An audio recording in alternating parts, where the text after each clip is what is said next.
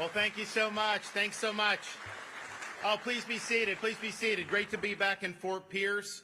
We've got wonderful announcements and some awards to make today, which will be really exciting to not just folks in this community, but actually in different parts of Florida who are going to be able to benefit from what we're doing today.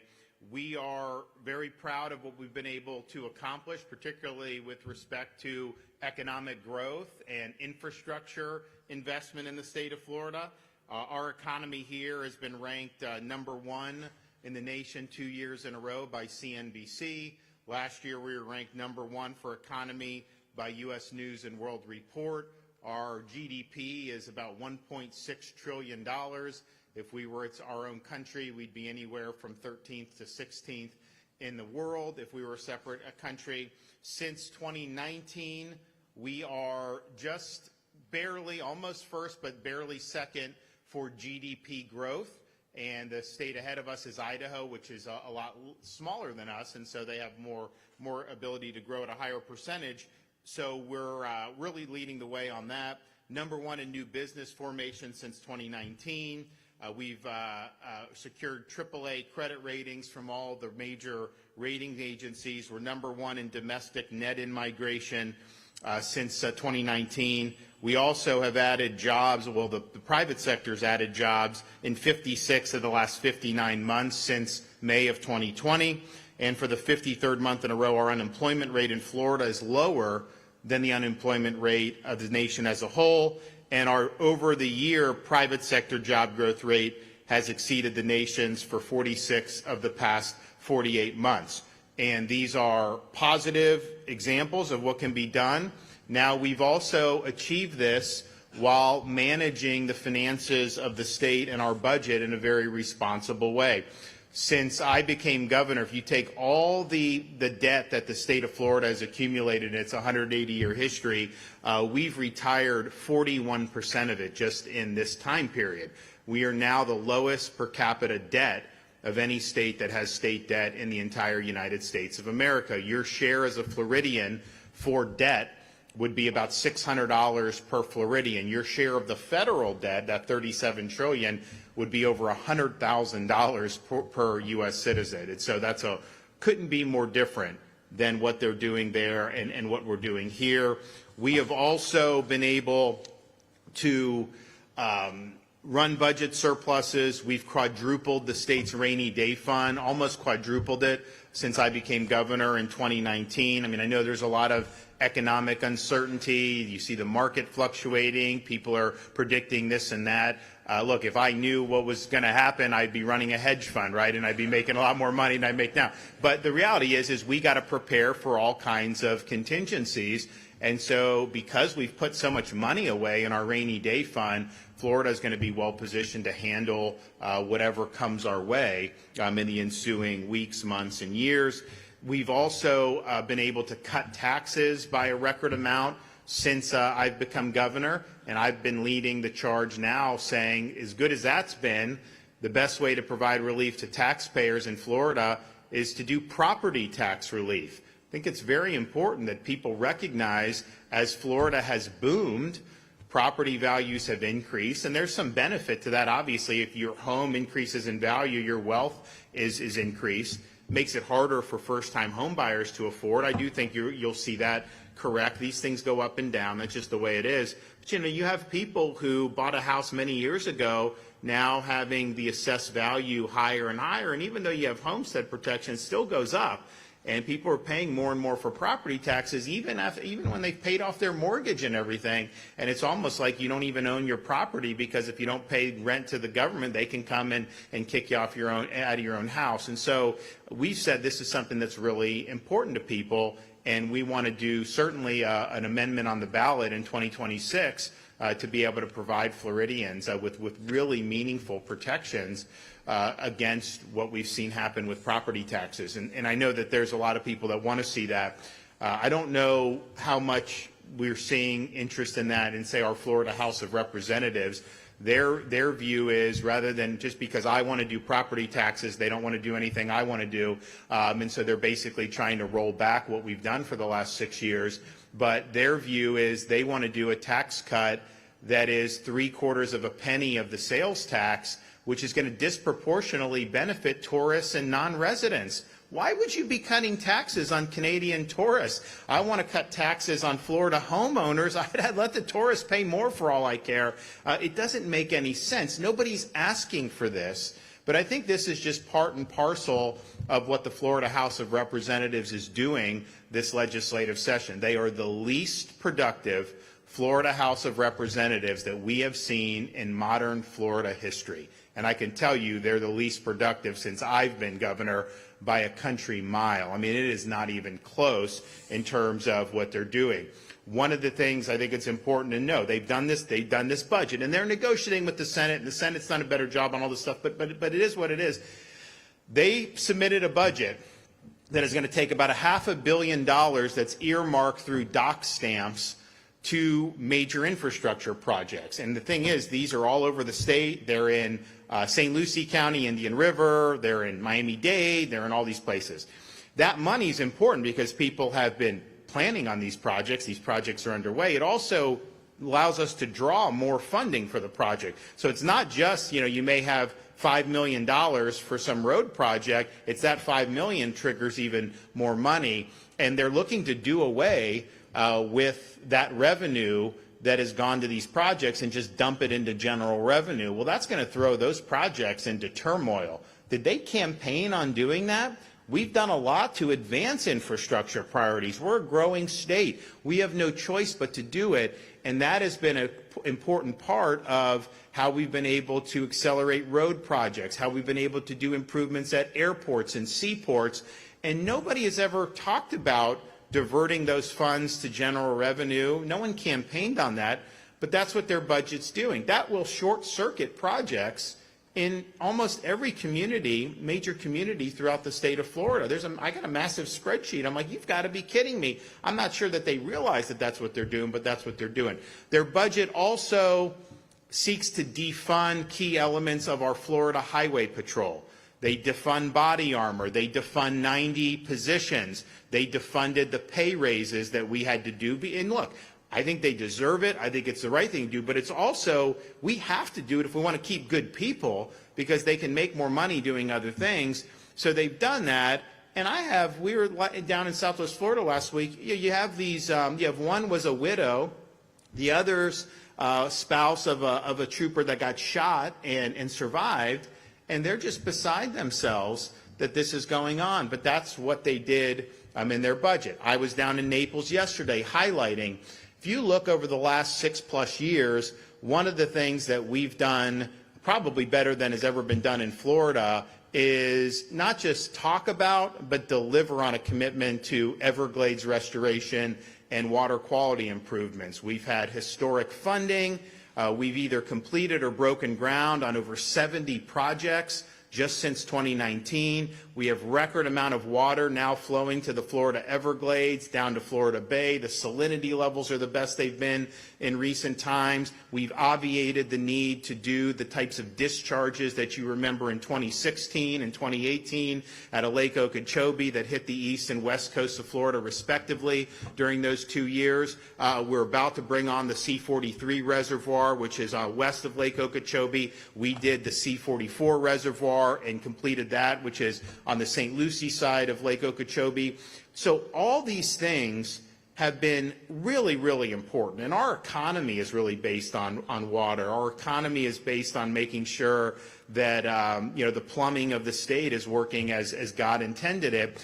And we've had huge support for many, many years in both houses of the legislature. Well, the budget for the Florida House of Representatives slashes support for Everglades and water quality by almost $500 million. I mean, that's a massive evisceration.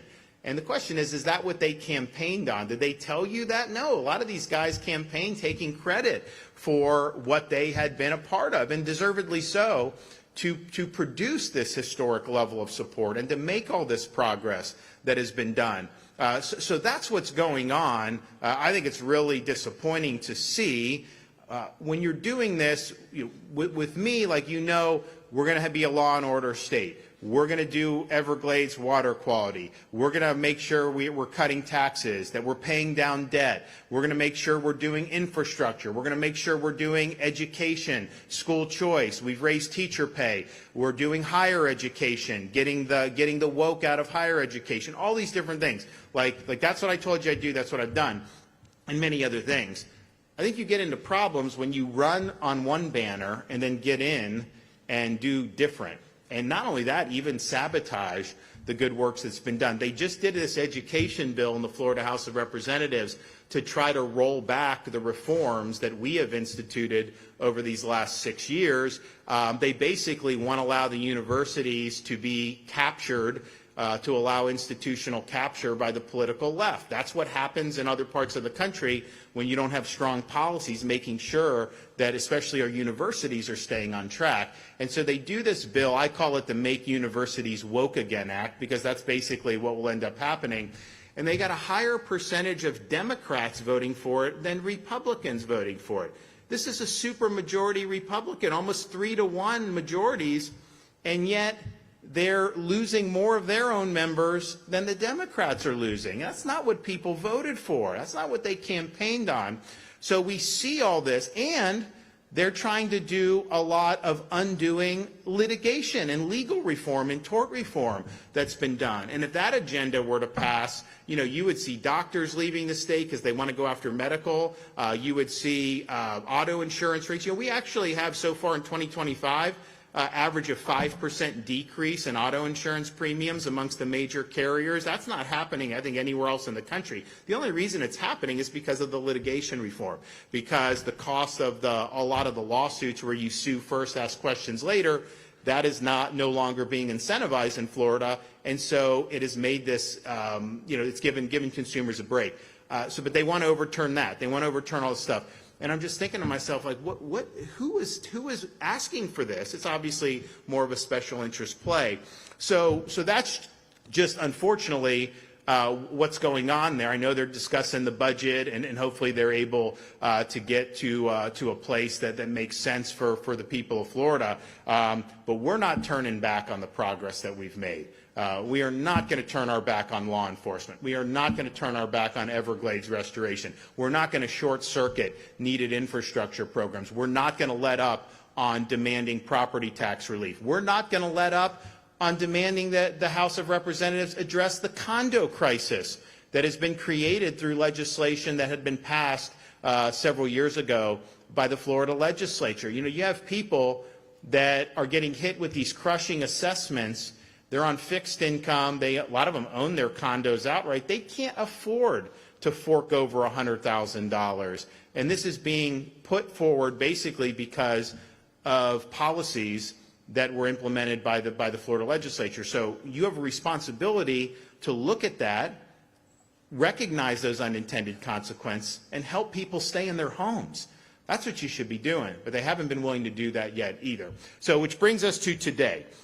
So we have different tools in our toolbox where we're able to promote infrastructure development, economic growth, and workforce training called the Job Growth Grant Fund. It's been very effective. It's been something that we're able to receive a lot of applications for and then make appropriate determinations about what can advance the ball forward. And so I'm proud to be here to announce a number of awards that we're going to be doing. So I'm going to do the awards. We'll have some folks speak. Then we'll do the check presentations after that. So I'm pleased to announce we're awarding $4 million to Indian River State College to support the development of the Institute for Industrial Manufacturing and Production Training. This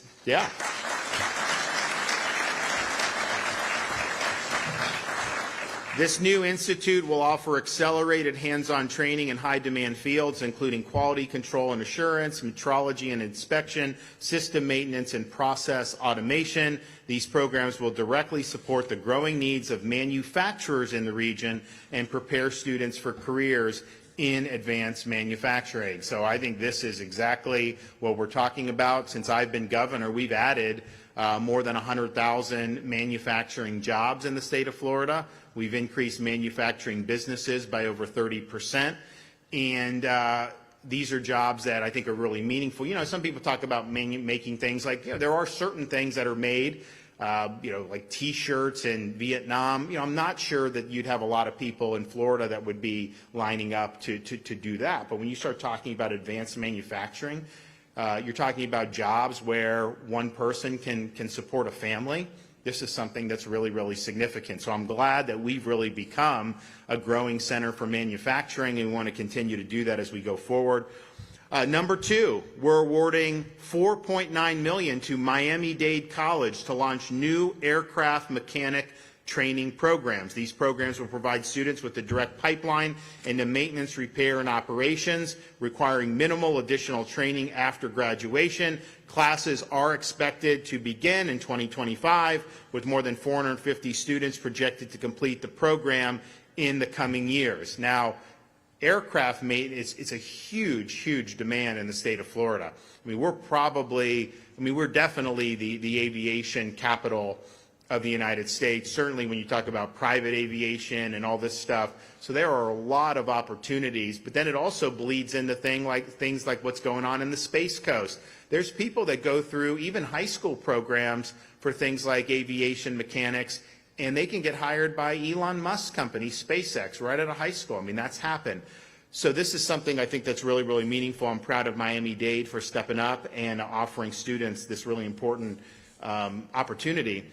In addition to the workforce development grants, we're also going to make two targeted infrastructure investments. First, $2.1 million to the Sebring Airport Authority to reconstruct and resurface nearly 3/4 of a mile of Webster Turn Drive, a key roadway serving the industrial area of the multimodal logistics center. This will help with logistics efficiency and better connect local businesses to the airport. Their anticipated jobs are 100 new jobs, fiscal impact of $3.4 million once this project is complete. And finally, we're awarding $3.5 million to Wakulla County for the development and construction of 2 new county-owned buildings at Opportunity Park. These facilities, measuring 100,000 and 150,000 square feet, will attract high-skill, high-wage jobs in targeted industries and to further support economic growth in the region. This builds on the $4.5 million awarded to Wakulla County in December of last year through our Rural Infrastructure Fund. Today's investments in infrastructure are projected to have an economic impact of more than $13 million, and our investments in workforce development will provide up to $64 million in wages for participants of these new programs. So our commitment to economic opportunity, economic growth, strong infrastructure, which serves as a foundation of both of those, remains very steadfast. And today is a great day to deliver these awards. And I want to bring up our Commerce Secretary, Alex Kelly, who will say a little bit more about that. And then we'll hear from Dr. Moore from right here. Thanks.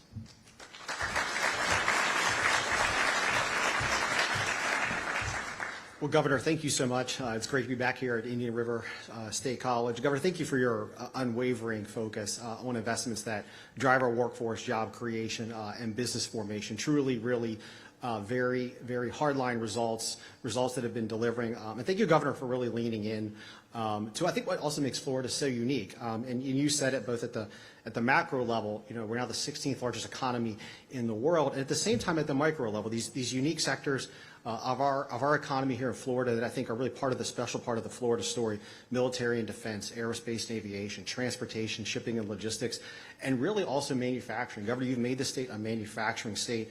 As you mentioned, we now have more than 434,000 manufacturing jobs in the state. We're about 8,000 past our neighbors to the north in Georgia.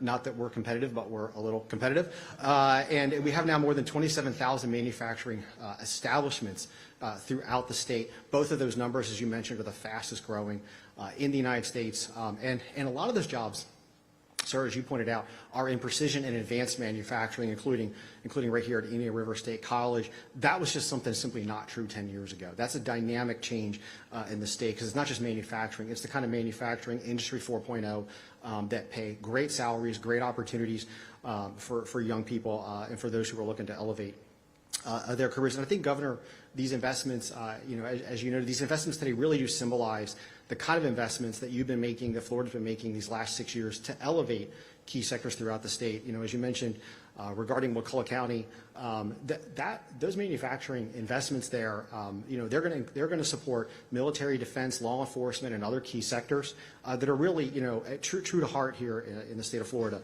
Indian River State College, the investments here, likewise, they're going to support military, defense, law enforcement, related manufacturing needs. The award to Miami-Dade College. Miami-Dade College has worked very closely with AAR Corp., a company that hires many veterans into its workforce. And both here at Indian River and at Miami-Dade, these young people going into these programs, these programs were designed with industry partnering. These young people are going straight into $60,000, $70,000, $80,000 a year jobs with great career opportunities after that. And frankly speaking, the Miami-Dade investment too in airframe and power plant mechanics is absolutely critical. Governor, as you mentioned, the state is just booming with its growth in aerospace and aviation. The kind of sophisticated work that we need that workforce to do, whether it's on the body of aircraft and aerospace vehicles, or whether it's the unique and challenging and evolving systems within the aircraft, we absolutely need that airframe and power plant mechanic workforce. And the Sebring Airport Authority, Sebring Airport, I had a chance to go to the Sebring Airport about a year ago, and while we're talking about an airport, we're actually talking about also one of the really most impressive manufacturing hubs that I've seen in southern central Florida, and really that investment is going to help build out, I think, an inland port concept there that's going to end up serving and supporting a lot of our ports around the state as product can move off those ports to that inland port and then be distributed from there, and of course to support the manufacturing that's there. And I'll say, Governor, we just really want to thank you again for your intentional focus and your leadership on these key drivers. Not just infrastructure and workforce, but infrastructure and workforce in a way that's going to absolutely accelerate job creation, accelerate what communities can do to achieve their own vision for themselves, and really give Floridians, young and old alike, a chance at great careers. I had an opportunity to visit each one of these partners, Dr. Moore, you and your team and the team at Miami-Dade College quite frequently, and I can say this about all four partners in McCullough, in Highlands, here in the Treasure Coast, and in Miami-Dade. These are four partners who absolutely, I'm going to paraphrase you, sir, they move with velocity and purpose to create opportunity to secure our state and secure our nation. So again, thank you, Governor, for your leadership, and thank you, everyone. Okay.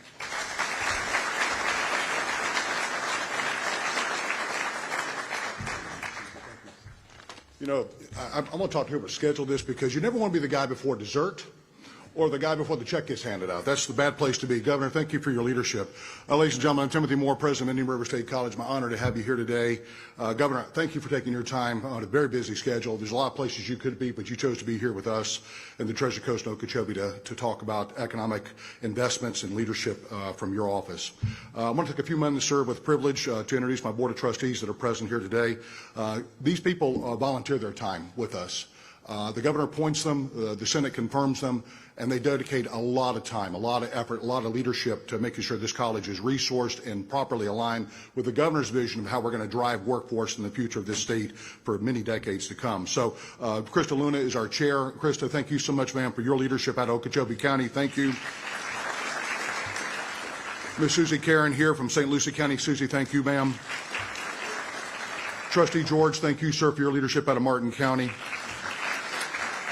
And lastly, today we're joined by Milo Thornton. I want to just hold applause for just a second. Sir, you have dual roles here.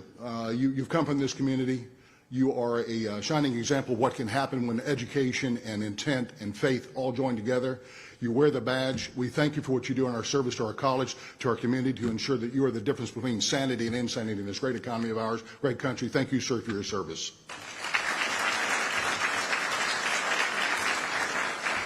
I'm going to put a little shine on the boss here for just a second. Sir, your leadership has been transformative. I came here in 2020. We're in the middle of a pandemic.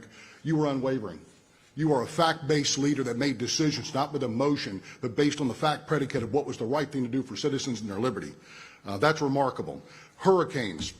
Governor basically says, hold my beer, I'll put that bridge up in 3 days, here we go, and he's gone. It's a great thing, sir. Your leadership has been transformative. And you're doing the same thing with workforce. Workforce is remarkable because it is transformative. We in this college take people at their God-given level and produce skills to get them into the workforce and change their lives. Sir, they become productive citizens because of your leadership. I also want to point out the governor is a military service member, one of only 6 governors in the nation. Well, not the one in Minnesota, but nonetheless. Sir, thank you for your service. Might not have been the branch of service. I would prefer Army is better than Navy, but nonetheless. Hang on now. We're not going to get into an argument here right now.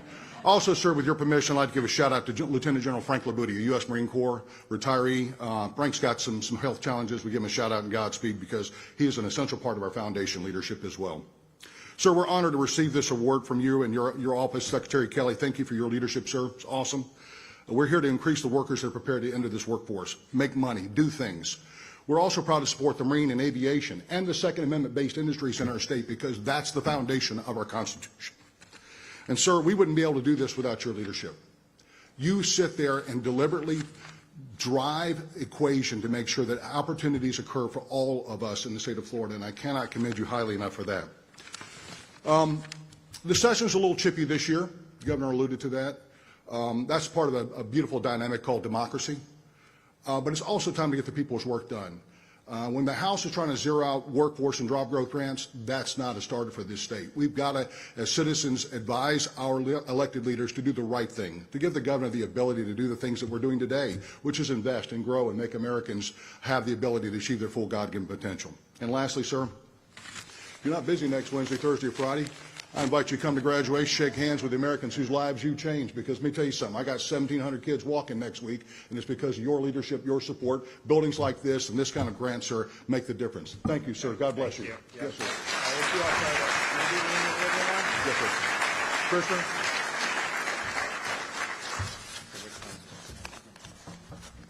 Chair Looney, you know the governor? All right, here we go. Once you get here. Chair, you're okay. Thank you, sir. There we go. Jimmy, Slimming Lens, please.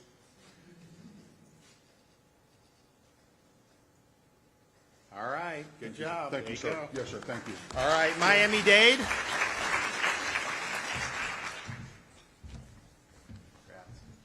Yeah, of course. Congrats.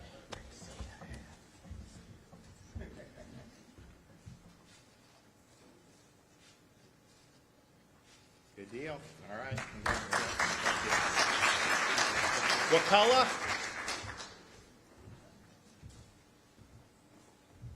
Yeah, of course.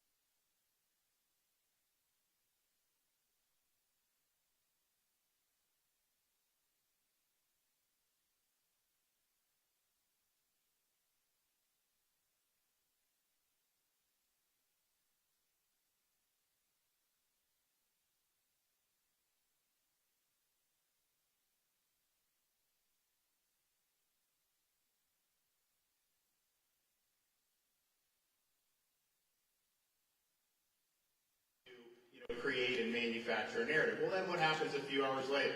The agency puts out a document. It goes through the different agreement. The agreement they reached with the company was for about $56 million to recoup for this PBM Medicaid thing. It's there, it's documented. And then they got a $10 million private donation on top of that, which is what the agency said from the beginning. And so this is an attempt to try to manufacture a narrative where there's really nothing there. Why are they doing it? It's all because they want to try to impugn our Hope Florida program. That's why they're doing it. It's all political. And Hope Florida actually doesn't cost any money. It has been, and our First Lady led the charge on this. This was her kind of ingenuity that led to this, and said, okay, we've had for 60 years welfare programs that have had the effect of keeping people on programs, where a bureaucrat that's working in these agencies' job is to find as many programs as someone may qualify for and then sign them up. The problem with that is oftentimes that doesn't serve to be a true hand up that leads people on a pathway to self-sufficiency. At the same time, she recognized, and I think we all kind of get, that there's a lot of great resources in the state of Florida and throughout our country, but in the state of Florida, our churches, charities, businesses in the community that want to be impactful, even individual volunteers who will jump at the opportunity to make a difference in the lives of somebody who's in need. And so the Hope Florida insight is, let's transform the bureaucrats from trying to cut checks and put people on programs to being navigators, hope navigators, that will navigate the people in need to all the resources that will be available in the community. So if you have a single mom who may be falling on hard times, maybe needs a place to stay, those needs go into the Hope portal, and then the Hope partners, many of them which are religious institutions, but certainly not all, they then get it, and a lot of times you'll have a church come and help, or you'll have a charity come and help, or you'll have all these things. And so the net result of that is you've had 30,000 people which have gotten off means-tested welfare, and it saved the taxpayers $100 million, and likely to save over $1 billion over a 10-year period. That is a great success for the state of Florida. It's a success that other states are trying to emulate, and we have people make pilgrimages from other states to try to learn about it. But it didn't cost you anything as taxpayers. All it did was reimagine the proper role of government. We know government can't be all things to all people. That's failed. They did a war on poverty in the 1960s. If that had succeeded, we wouldn't have poverty. And yet it ended up entrenching a lot of this. So this is a better way. This is a better way for people in need. Their horizons will be expanded. They will do better. But it's also a better way for taxpayers. And so you look at some of the problems you see with the budget in Washington, this type of model would be better for people as well as save a lot of money. So that's what this is motivating. It's a political attack against a successful program and against the First Lady, because I think a lot of people are threatened by the success of the program. It upends some of their ideological commitments. It shows that she's actually made a difference. I know there's people that are threatened by that. So I think the Hope Florida program has been something that's been a tremendous success for the state. We want to continue to build off that, and we are going to be making announcements to do just that. So when you're over the target, people come at you, but this program has been successful, and I'm proud of all the good that it's done. Okay, have any questions out there? Yes. Governor, Wicked Pearls at TC Palm, thank you for coming to Treasure Coast and taking questions from local media. You talked about trying to reduce home property taxes. And when I talk to local officials, there's concern that might impact their budgets. So how do you balance that need from local governments to fund their programs with lowering tax burden for residents? It's a great question. So one, I would just point out that if you look over the last 5 or 6 years, local governments have had a gusher of property tax revenue coming in because new home sales are assessed at higher values. They're constantly assessing your property higher. And even if you have homestead, it doesn't mean you don't get any property increase, like you will pay more. And over a 5 or 6 year period, even with that homestead cap, you're definitely paying a significant amount more. So that's what's happening. And you've had counties that have had virtually no population increase on net, like Broward, have a massive increase in their budget. And the question is why? What are they doing with that money? So one of the things that we're working with the legislature on, I think the Senate is receptive to it. Obviously the House, doesn't want to be productive on any of this stuff.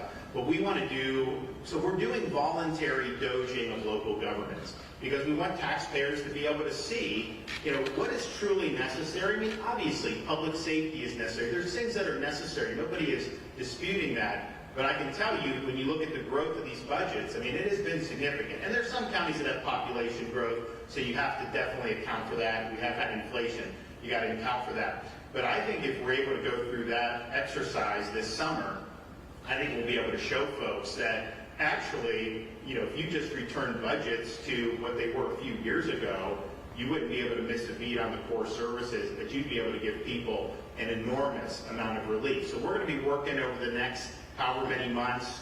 We're going to be listening to a lot of people to craft a proposal. And here's the thing, property taxes are a local issue by and large. There's a little bit that the state does for education, and I wanted to cut that this year because we have enough money to fund the education, so we could fully fund the education and give you a property tax cut. And the House of Representatives has not been receptive to that. But I think, though, it's mostly local, so you got to go to the ballot, and you need constitutional protection. So we're going to look to see what is the most likely to pass and what will have the maximum impact on property owners, and particularly, like, look, I want to cut property taxes and give protection to Florida residents, right?